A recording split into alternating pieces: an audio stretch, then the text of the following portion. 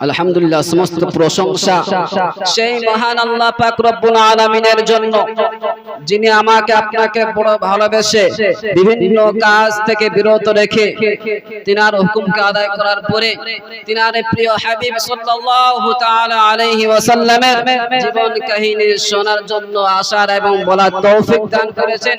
সেজন্য সেই মহান আল্লাহ পাক রব্বুল আলামিনের শুকরিয়া জ্ঞাপন করি। আপনারা সকলে বলে আলহামদুলিল্লাহ। তারপরে জানায় আকায়ে নামদার তাজদারে মদিনা আহমদ মুজতবা মুহাম্মদ মুস্তাফা সাল্লাল্লাহু আলাইহি ওয়াসাল্লামের প্রতি শত কোটি দরুদ ও সালাম শান্তির দ্বারা বর্ষিত হোক। আমরা সকলেই বলি আল্লাহুম্মা সাল্লি আলাইহি আল্লাহুম্মা বারিক আলাইহি। আচ্ছা বাবুজি ভাইরা, যুবক ভাইরা, বলেন তো এই আসমানকে কে সৃষ্টি করেছে? আল্লাহ। এই জমিনকে, সূর্যকে, চন্দ্র, তারকা, আমাকে আপনাকে, হ্যাঁ, আল্লাহ কে সৃষ্টি করেছে? আল্লাহ। যে আল্লাহ পাক রব্বুল আলামিন আমাকে আপনাকে চন্দ্র, সূর্য, তারকা রাজি, এই জমিনকে, আকাশকে সৃষ্টি করলেন, সে আল্লাহ পাক রব্বুল আলামিন এই দুনিয়াতে এখনো আছে না নাই? আছে। কিন্তু মুসলিম পুরা বাবুজি ভাইরা, মা বোনেরা মন করছে আল্লাহ তো আছে কিন্তু বয়স হয়ে গেছে। কি বলেন? হ্যাঁ, আল্লাহ পাক রব্বুল আলামিন যখন এই দুনিয়াকে সৃষ্টি করেছিলেন, তিনার যে ক্ষমতা ছিল সেই ক্ষমতা এখনো আছে, আগামীতে থাকবেন, বলেন ইনশাআল্লাহ। আল্লাহ পাক রব্বুল আলামিন নবীকে পাঠালেন, যুগে যুগে অনেক নবী পাঠিয়েছেন, তার মধ্যে সবচেয়ে শ্রেষ্ঠতম নবী হলো জনাবে মুহাম্মদ রাসূলুল্লাহ সাল্লাল্লাহু আলাইহি ওয়াসাল্লাম। তিনি হচ্ছেন আমাদের নবী। তিনাকে পাঠানো হয়েছে কিসের জন্য? দুনিয়াতে রহমত। তিনি হচ্ছে রহমত দুনিয়ার সকলের জন্য। ছাগল, মুরগি, গরু, হাঁস, যা কিছু আছে, মানব দানব, পাখি, সব কিছুর জন্য আল্লাহ পাক রব্বুল আলামিন কি করেছেন? নবীকে আমাদের জন্য রহমত করেছেন। ওমা আরসালনাকা ইল্লা রাহমাতাল লিল আলামিন। রাহমাতুল লিল আলামিন নবী, রাহমাতুল লিল আলামিন নবী, কুরআনে প্রমাণ, আশিক বিনে কে বুঝিবে আমার দয়ার নবীর শান, উম্মত বিনে কে বুঝিবে আমার দয়ার নবীর শান। নবী আমার মদিনারি বুলবুল, তোমার আল্লাহ ভালোবেসে নামটি দিলেন মুহাম্মদ রাসূল। নবী আমার মদিনারি বুলবুল, আমার আল্লাহ ভালোবেসে নামটি দিলেন হাবিবে রাসূল। সেই নবীকে ভুল বুঝিলে, সেই নবীকে ভুল বুঝিলে থাকবে না ঈমান।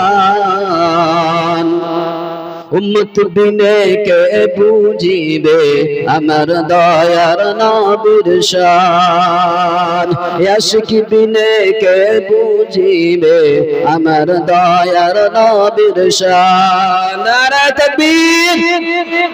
হ্যাঁ, এর মুখের আওয়াজ থাকতে হবে, বাগের মতো আওয়াজ থাকতে হবে, তবে মানুষ বুঝতে পারবে যে হ্যাঁ এখানে দিনে কথা হচ্ছে।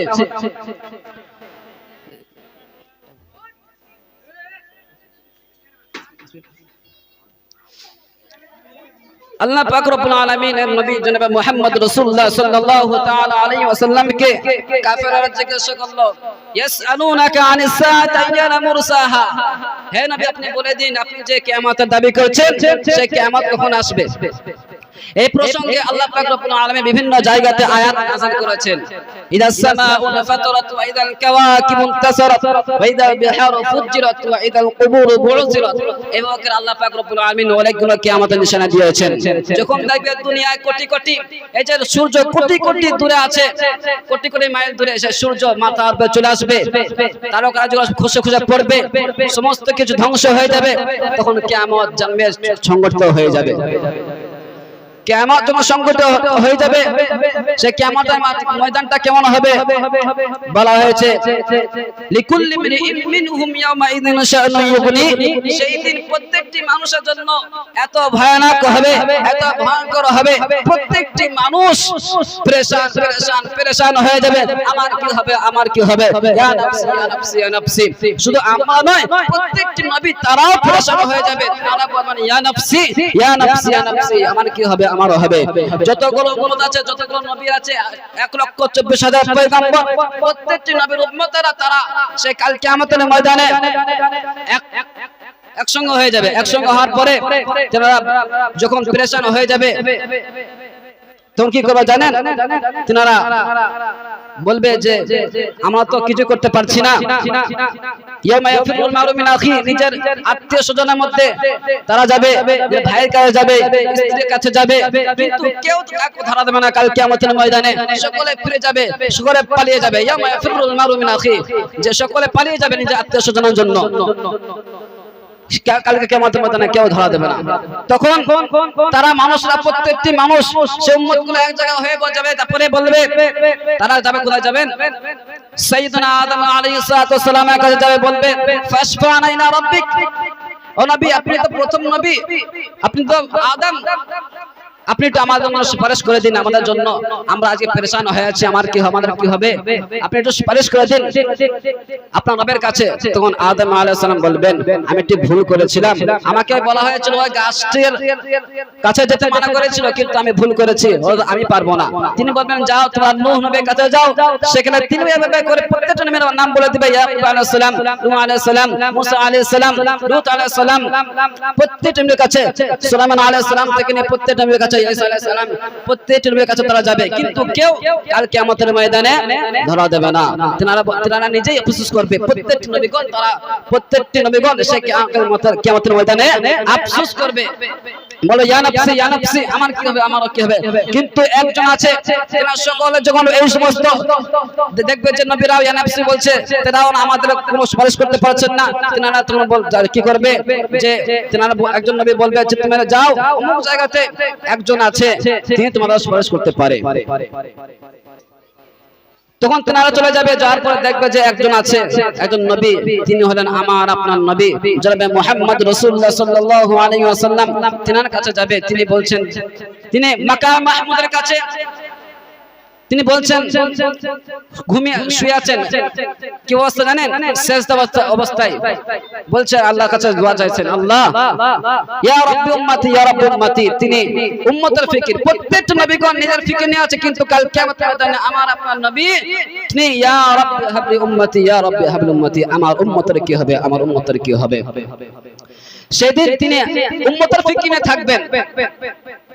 তখন আল্লাহ পাক রব্বুল আলামিন জিবরাইল আলাইহিস সালাতু ওয়াস সালামকে ডেকে বলবেন, ও জিবরাইল তুমি যাও যাও, আমার প্রিয় হাবিব তিনি কেন আজকে তিনি কেন এত ব্যস্ত হয়ে আছেন, তিনি আজকে কেন তিনি শেষ অবস্থায় আছেন? আজকে তো খুশির দিন, আমি তাকে মাকাম মাহমুদ দান করেছি, সব কিছু দিয়েছি, তারপরে তিনি আজকে কেন কান্না করছে? তখন বিশ্বনবী সাল্লাল্লাহু তাআলা আলাইহি ওয়াসাল্লাম বলবেন, ওগো নবী, আমি দেখতে পাচ্ছি আমার উম্মতরা তারা জাহান্নামে দিকে যাচ্ছে, আমি ওই সমস্ত উম্মতদেরকে জাহান্নামে দেখে আমি জান্নাতে যাব না। বলেন সুবহানাল্লাহ। তারপরে তখন আল্লাহ পাক রব্বুল আলামিন বলবেন, তুমি তোমার উম্মতদেরকে বেছে বেছে জান্নাতে নিয়ে যাও। কি করে বেছে নেবে আপনারা জানেন? আয়েশা রাদিয়াল্লাহু তাআলা আনহা বললেন যে আপনি আপনার উম্মতকে কাল কিয়ামতের ময়দানে এতগুলো মানুষ থাকবে, কোটি কোটি মানুষ, আপনি কিভাবে বেছে নেবেন? তখন তিনি বললেন, যদি অনেকগুলো কালো ঘোড়া থাকে, সেই ঘোড়ার মধ্যে যদি একটি সাদা ঘোড়া থাকে, তাহলে বুঝতে পারবে কিনা, চিনতে পারবে কিনা? ঠিক তেমন করে যারা দুনিয়ার মধ্যে উযু করেছে, এই শীতের মৌসুমে উযু করে নামাজ পড়েছে, তাদের অঙ্গগুলো, অঙ্গ প্রত্যঙ্গগুলো, হাত পা গুলো সে ধোয়ার কারণে তাদের সেই সমস্ত অঙ্গগুলো কি হবে, ঝলমল করবে। সেই সমস্ত দেখে দেখে আল্লাহ পাক রব্বুল আলামিন কি করবেন, জান্নাতে দেখে নিয়ে চলে যাবেন। সেই নবীর উম্মত আমরা হতে পেরেছি, সুবহানাল্লাহ। আর সেই নবী আদর্শ আমাদের দরকার আছে না? আছে। কিন্তু আজকে আমার যুবক ভাইরা দেখা যায় সেই নবীর আদর্শ ছেড়ে দিয়ে কি করছে, আমরা খ্রিস্টানদের আদর্শ নিজের জীবনে বাস্তবায়িত করছি, ঠিক কি না? দেখবেন এই যে পোশাক পরছে এখনকার যুবকরা, কোথায় দেখা যাচ্ছে এত গরিব, এত গরিব, তার টাকা পয়সা কিছু নাই, আছে না? এখানে ফাটা, কোথায় এখানে ফাটা, হাতুর নিচে কি ছিঁড়া, বিভিন্ন জায়গাতে ছিঁড়া। শহর এলাকায় দেখবেন যে এটা যুবকরা করছে, মেয়েরাও এরকম আছে যাদের পরনে কাপড় থাকে না, মানে এত গরিব হয়ে গেছে, এরকম আছে না? নাই। তো আমাদেরকে যদি কামিয়াব হতে চাই, আমরা যদি ইহ জগৎ পরজগৎকে সাকসেসফুল করতে চাই, কামিয়াব করতে চাই, তাহলে আমাদের কি করতে হবে? বিশ্বনবী সাল্লাল্লাহু তাআলা আলাইহি ওয়াসাল্লামের আদর্শ আমাদের জীবনে বাস্তবায়িত করতে হবে। আর যদি আমরা এই দুনিয়ার ইচ্ছে মতো চলি, তাহলে আমাদের কাল কিয়ামতের ময়দানে কবরটা আমাদের ভয়ঙ্কর হয়ে যাবে, কিয়ামতের মাঠটা আমাদের ভয়ঙ্কর হয়ে যাবে। অতএব আমরা আবার নবীর আদর্শকে মেনে চলি, তাহলে আমাদের জীবনটা কামিয়াব হয়ে যাবে। মানবেন ইনশাআল্লাহ?